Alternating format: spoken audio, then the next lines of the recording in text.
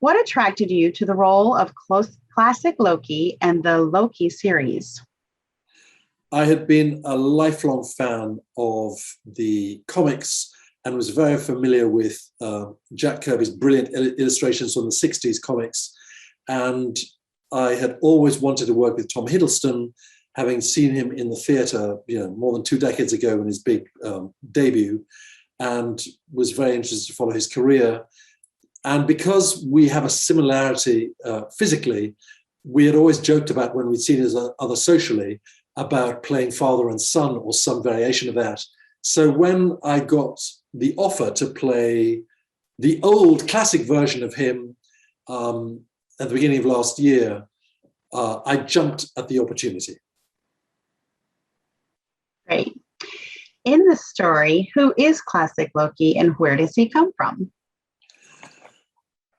Who is classic Loki and where does he come from? Well, he gives his backstory in episode 5, which is the one that I'm in which rather than describing himself as the God of Mischief, which is so iconically embodied by the brilliant Tom Hiddleston, the clue that I got was when he declares himself as the God of outcasts.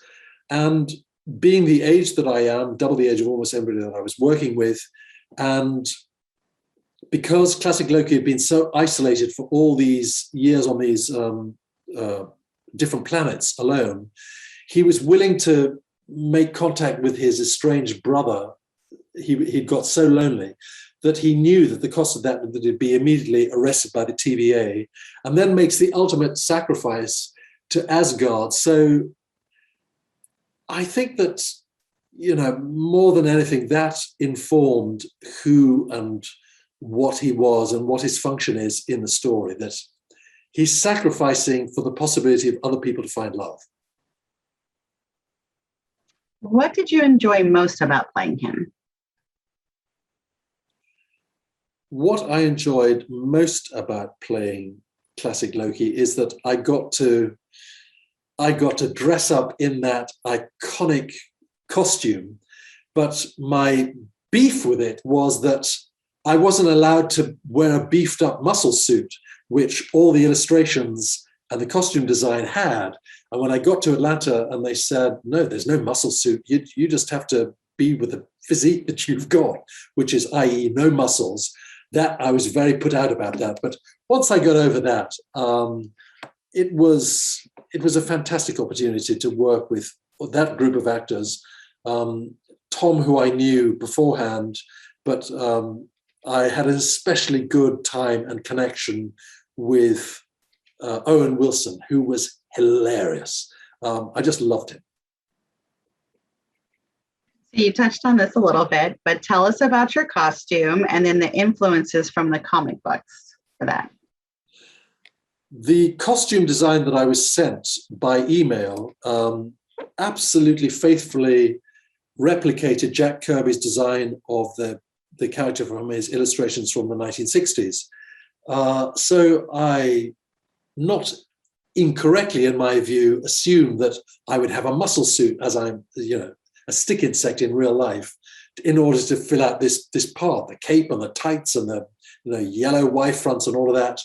And when I got there, there was no muscle suit. So I found that very challenging that I was not given that opportunity to wear one, as it had been my lifelong dream to have muscles. So that was a great disappointment. However, I've gotten over that because I am 64 and I've been around the block. So I thought, well, I'll just be withered old Loki instead of muscled old Loki. That's great. What was it like working with all the other Lokis, including Tom and Sophia?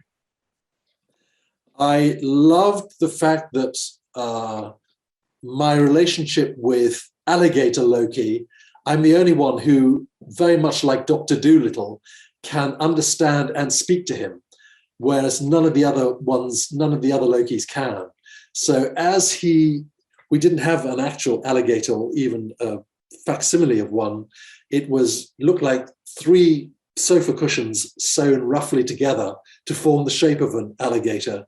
I thought that was hilarious and really underlined that even after all these years, it's the same thing as when I was 5 years old, that you are, you're playing, you're imagining things. So having the stuffed cushion Loki reminded the thing of, pretending that I had dinosaurs made out of bed pillows when I was a kid.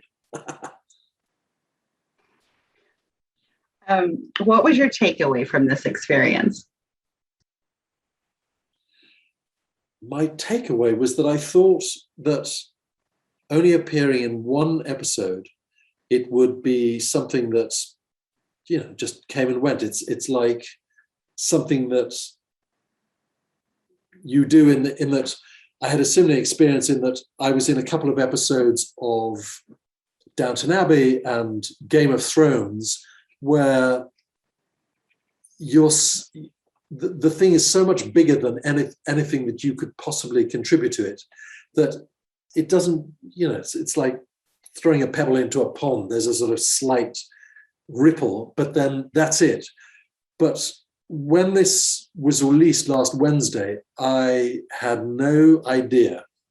Tom Hiddleston had warned me. He said, I think that this you will be surprised at what an impression this makes. And I didn't really believe him.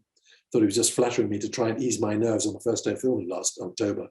But the reviews and the stuff that's been on Twitter and Instagram in the last few days has completely sideswiped me. I had no sense or expectation that this could or would have happened. So I'm literally flabbergasted.